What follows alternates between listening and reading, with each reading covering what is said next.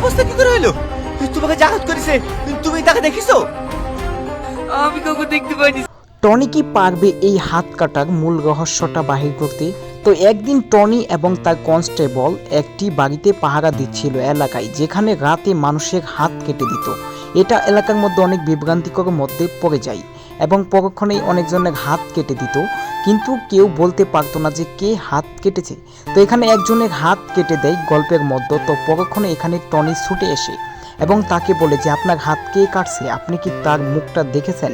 কিন্তু সে বলে যে আমার হাতটা কে কেটেছে আমি এটা কোনোভাবেই দেখিনি। পরক্ষণেই টনি তাদের কনস্টেবলদের হুকুম দেয় যে তোমরা চতুর্থ সাইডে ঘেরাও করো, কে এখনো পালাতে পারেনি এখানেই আছে।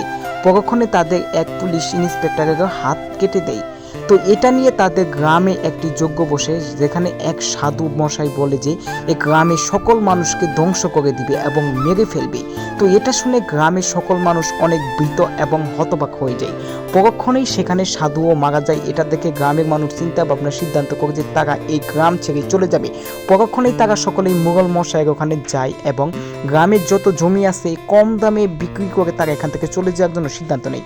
পরক্ষণে পুলিশেরা এই বিষয়টা নিয়ে একটু ঘাটাঘাটি করে। পরক্ষণে একদিন সালমা পুলিশ ইন্সপেক্টর সাদা সেজে যার হাত প্রথম কেটেছিল তাকে যে ভয় দেখায় এবং বলে যে এই সকল কিছু কেন হচ্ছে। পরক্ষণে সে সব কিছু খুলে বলে এই সকল কিছু মুঘল মশাইকে চক্রান্ত ছিল। পরক্ষণে মুঘল মশাইকে ধরে নিয়ে জেলখানায় নিয়ে যাওয়া হয় এবং গ্রামবাসীর সামনে তাদেরকে নিয়ে এসে সকলের সামনে তাদের মুখ খুলে দেওয়া হয় এবং পরক্ষণেই তাদেরকে গাছের সাথে বেঁধে তাদের সব কিছু স্বীকার করে উচিত বিচার দেওয়া হয়।